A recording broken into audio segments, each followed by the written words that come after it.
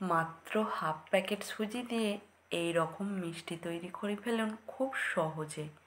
তো half packet সুজি দিয়েও যে এতগুলো মিষ্টি তৈরি করা যায় তা আপনারা পুরো ভিডিওটা না দেখলে বিশ্বাসই করতে পারবেন না।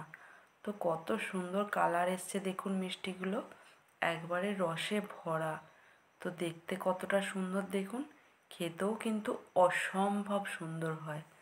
তো আপনারা একবার হলেও বাড়িতে বানিয়ে দেখুন কতটা সুন্দর লাগছে। সম্পূর্ণ ভিডিওটা দেখতে থাকুন, আশা করছি আপনাদের খুবই ভালো লাগবে। সুজির মিষ্টিটা বানানোর জন্য এখানে আমি দেখুন হাফ প্যাকেট মতো সুজি নিয়ে নিলাম। তো এবারে দেখুন আমি সুজিটা এবার রান্না করে নেব। একটু প্রথমে আমি সুজিটা ভেজে নেব, তার জন্য আমি কড়াতে একটু ঘি দিয়ে দিলাম। ঘি দিয়ে সুজিটা হালকা করে ভাজবো। এইবারে দেখুন সুজিটা আমি দিয়ে দেব। তো বেশি ভাজবো না, বেশি ভাজলে লাল হয়ে যাবে। হালকা করে একটু জাস্ট নাড়চাড় করে নেব। সুজিটা দেখুন এখানে আমার ভাজা হয়ে গেছে হালকা করে। এখানে দেখুন আমি দুধ নিয়ে নিলাম। তো আমি দুধ দিয়ে সুজিটা তৈরি করব। আপনারা চাইলে জল দিতে পারেন, জল দিয়ে তৈরি করতে পারেন। তো আমি অল্প অল্প করে দুধটা দেবো আর মেশাতে থাকবো।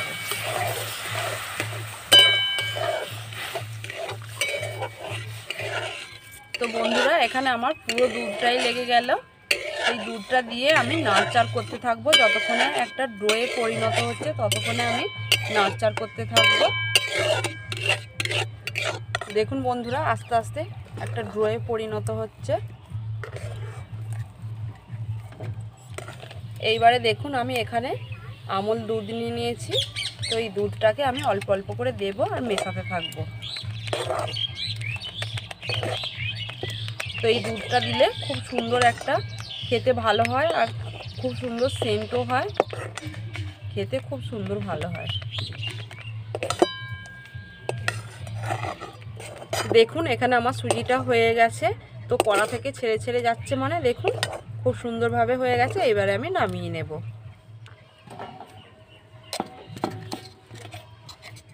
এই সুজিটা ততক্ষণে একটু হালকা ঠান্ডা হয়ে যাক, তারপর আমি সুজিটাকে মেখে নেব। তো ততক্ষণে আমি চিনির রসটা আমি বানিয়ে নেব। তো এইবারে আমি চিনির রসটা তৈরি করে নেব। তো এখানে আমি 1 বাটি চিনি নিলাম। চিনিটা আমি দিয়ে দিলাম। এই বাটিরই আমি 1 বাটি জল দিয়ে দেব।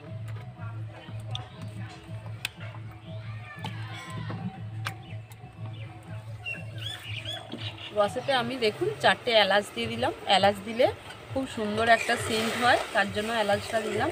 তো রসটা ততক্ষণ হোক এখানে, আমি ততক্ষণে সুজিটা মেখে নেব। তো দেখুন বন্ধুরা সুজিটা মেখে নেব। তো সুজিটা খুব ঠান্ডা করলে হবে না, তাহলে হাতে লেগে যাবে আর মাখাটাও ভালো হবে না। তো হালকা গরম আছে। তো দেখুন এখানে আমি অল্প করে ঘি দিয়ে দিলাম। তো ঘিটা দিলে গাগুলো একটু মসৃণ হয় মিষ্টির, তার জন্য দিলাম। এবারে আমি মেখে নেব, ভালো করে মেখে নেব। দেখুন এখানে আমার সুজিটা ভালো করে মাখা হয়ে গেছে। এইবারে আমি মিষ্টিগুলো বানিয়ে নেব। দেখুন মিষ্টিগুলো বানানোর জন্য এখানে আমি একটু ঘি হাতেতে লাগিয়ে নেব, নাহলে হাতেতে সুজিটা লেগে যেতে পারে। চ্যাটচ্যাটে তো সুজি। তো দেখুন আমি কিভাবে বানাচ্ছি। তো এখান থেকে আমি একটু সুজি নিলাম, একটু গোল করলাম, একটু চ্যাপটা করলাম। এইবারে দেখুন চ্যাপটা করে আমি চৌকোভাবে শেপ দিয়ে নেব।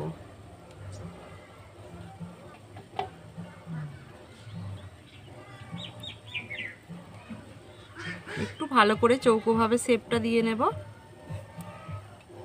একটু হাতের তালুতে রেখে চ্যাপটা করে নিলাম।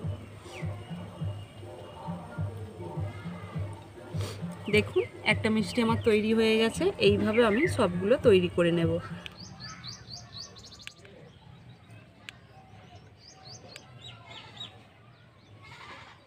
দেখুন বন্ধুরা এখানে আমার সব কটা মিষ্টি তৈরি হয়ে গেছে। এবারে চলুন মিষ্টিগুলো আমি তেলেতে ভেজে নেব।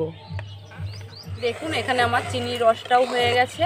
তো রসটা একটু দেখুন চ্যাটচ্যাটে ভাব। এবার আমি হয়ে গেছে, নামিয়ে নেব।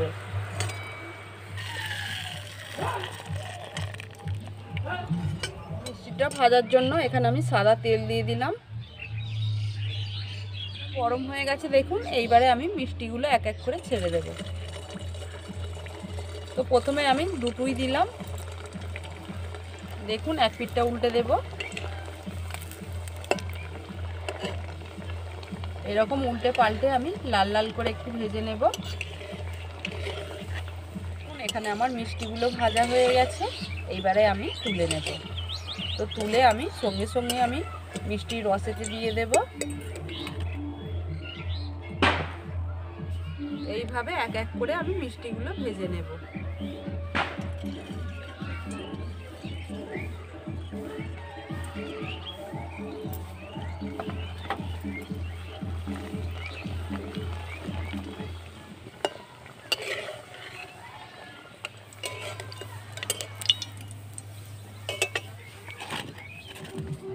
দেখুন বন্ধুরা, এখানে আমার সব মিষ্টিগুলো হয়ে গেছে। এইবার আমি 10 থেকে 15 মিনিটের জন্য ঢাকা দিয়ে রেখে দেব। তো ঢাকা দিয়ে রেখে দেব, মিষ্টির রসটাও ভিতরে টেনে যাবে। তো আমি ঢাকা দিয়ে রেখে দেবো। তো দেখুন 10 থেকে 15 মিনিট হয়ে গেছে। এবার আমি খুলে দেখব। তো দেখুন রসটা টেনে নিয়েছে, তো দেখতেই পাচ্ছেন। এইবারে আমি একটু থাম্বনেলের জন্য সাজিয়ে নেব। দেখুন থাম্বনেল নেওয়ার জন্য সাজিয়ে নেব। তো কতটা সুন্দর রসটা টেনে নিয়েছে।